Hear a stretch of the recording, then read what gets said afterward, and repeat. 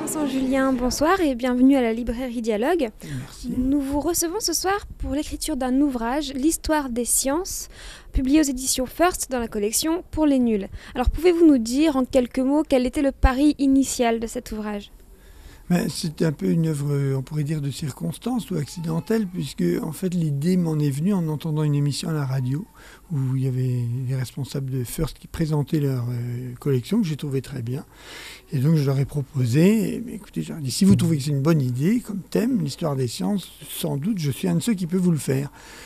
Donc c'est une idée un peu un pari, parce que est-ce qu'on peut dans un seul livre traiter des sciences alors qu'elles ont des objets absolument divers, des principes, des méthodes complètement diverses. Mais finalement je me suis, en bon cartésien, j'ai répondu que c'était possible en me disant qu'à travers tous ces objets très divers, il y avait quelque chose qui faisait l'unité, c'était le même esprit humain, après tout, qui s'occupait d'objets divers, mais l'unité venait de l'unité, au fond, de l'intelligence humaine qui s'appliquait à des sujets, des objets divers.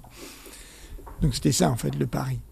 Alors comment l'avez-vous construit ? Est-ce qu'il y a un ordre thématique, chronologique ? Oui. Au fond, il s'agissait... Enfin, la solution que j'ai trouvée, c'était tout simplement d'éviter deux écueils possibles. L'écueil possible, c'était le tout strictement chronologique. C'est-à-dire d'examiner par siècle, par période, précisément l'ensemble des sciences. Alors, il y avait un peu un désavantage dans la mesure où on perdait quand même l'unité d'une science. Par exemple, si on prend l'astronomie, qu'on s'en occupe pendant 50 ans, puis qu'on passe à la géographie, puis qu'on passe à la biologie, etc., ça faisait des tranches, ça saucissonnait, et le lecteur n'avait plus l'ensemble de l'évolution des idées dans une période concernant la biologie ou concernant l'astronomie. D'un autre côté, l'autre écueil radical, c'était traiter science par science. Faire toute une partie l'astronomie, une autre partie la biologie ou la chimie. Et donc là, ça perdait le côté commun, enfin des interactions entre les sciences. Donc j'ai opté pour une solution moyenne, au fond assez classique, c'est-à-dire que j'ai pris des grandes périodes de l'histoire des idées, l'Antiquité, les Moyen-Âge, la Renaissance, etc., la période classique des Lumières, et par comme ça, 6 grandes périodes qui faisaient une unité historique, en fait, de grande période, eh bien, j'ai repris science par science. Mais en fait, je crois que l'équilibre comme ça fonctionne assez bien, en fait. Voilà. Alors, quelle période fut plus intéressante ou pleine de plus de choses que d'autres, par exemple, qui a été plus intéressante à traiter ? C'était extrêmement différent. Moi, parce que c'était mon regard qui changeait. Au fond, on sait bien, on pourrait dire classiquement, il y a une période miraculeuse, ou il y a quelquefois on dit dans une expression un peu très, très discutable d'ailleurs, il y a 2 périodes miracles. Il y a la période grecque, on dit le miracle grec, c'est vrai, entre le 5e siècle avant Jésus-Christ et le 3e siècle après Jésus-Christ, c'était absolument hallucinant. Il y a la période de l'Antiquité, qui de toute manière reste absolument impressionnante. Et puis il y a une autre période qu'on n'appelle pas miracle, mais on dit la révolution scientifique, à l'âge classique, 17e siècle, disons, enfin large, entre Copernic et Newton, mettons, voilà. Alors ça, c'est vrai que comme en plus moi je suis spécialiste de l'âge classique, du 17e siècle, bien sûr, j'étais très à l'aise et admiratif et très à mon aise, et je valorise beaucoup cette période-là. Maintenant, j'ai aussi appris, sans être spécialiste, à voir le charme. Je ne sais pas si c'est le mot, mais le charme, l'intérêt et la richesse, même du point de vue scientifique, de périodes réputées moins intenses.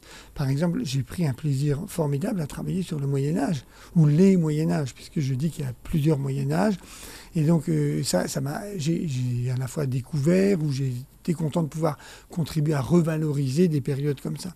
Et puis, il y a une période carrément difficile, qui est la période récente moderne. Parce que alors là, j'allais dire, la multiplication, l'extension des sciences, leur spécialisation et leur extension en même temps, la multiplication des théories, la complexité, faisait que c'était fort difficile. Donc, d'une certaine manière, le côté un peu exhaustif de mon livre, je voulais que ce soit relativement exhaustif, quand même s'arrête au XXe siècle, parce qu'au XXe siècle, je crois que ce n'est plus possible tellement d'être exhaustif. Alors là, j'ai choisi de le traiter autrement, en prenant quelques cas de grandes théories, la dérive des continents, le Big Bang, la relativité, les tests sur la génétique ou l'hérédité, en prenant quelques cas comme ça que j'ai présentés et qui donnaient quand même des informations sur peut-être les domaines vraiment très intéressants, puis qui donnaient une idée assez quand même non exhaustive mais précise de l'ambiance ou du style de science qui peuvent se faire maintenant. Alors, vous avez également une partie où vous parlez la partie des 10, donc les 10 grands savants, les 10 grands événements. Si vous ne deviez n'en retenir qu'un seul, lequel serait-il ? Comme grand savant ? Je sais pas moi. Oui, je vais dire, celui que je connais le mieux, mais du coup on aime ses personnages, c'est Descartes. Et j'aime d'autant qu'il est souvent critiqué. Vous savez, la fameuse formule Descartes inutile et incertain qui m'exaspère, tant c'est faux que Descartes soit inutile et incertain, y compris comme savant, je vais dire, y compris comme savant. Donc, mais celui qui m'impressionne le plus, en prenant le regard de l'histoire, c'est Aristote. C'est absolument incroyable. Si j'ai une seconde pour vous dire que je n'invente rien quand même. Il faut se souvenir de Darwin. Darwin parlant à des collègues et parlant des espèces, enfin du classement des espèces, dit « Oui, bien sûr, j'ai une admiration extraordinaire pour Linné, pour Buffon, qui sont mes pères. Mais à côté d'Aristote, ce sont des enfants. » C'est Darwin qui le dit. C'est extraordinaire. Aristote est très impressionnant, c'est sûr. Alors, vous êtes professeur d'histoire et de philosophie des sciences. Est-ce que vos étudiants, quelque part, ont pu être votre jury pour l'écriture de cet ouvrage ?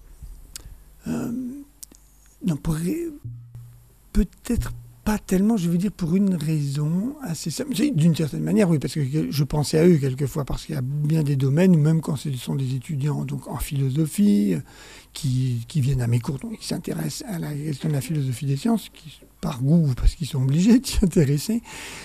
C'est vrai qu'ils avaient peut-être un niveau pas de au-delà de la vulgarisation, mais il y a eu un problème. Ça faisait partie du contrat, enfin du projet avec les éditions First, c'est que c'était un livre d'histoire des sciences. Et d'ailleurs qui m'a, moi, posé des problèmes souvent, parce que ce n'est pas un livre de philosophie des sciences.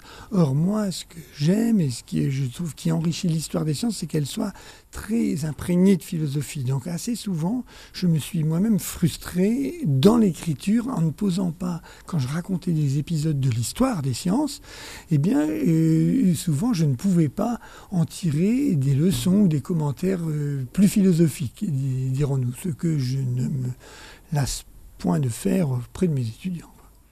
Très bien, Vincent Julien, merci beaucoup pour ces réponses. C'est moi qui vous remercie.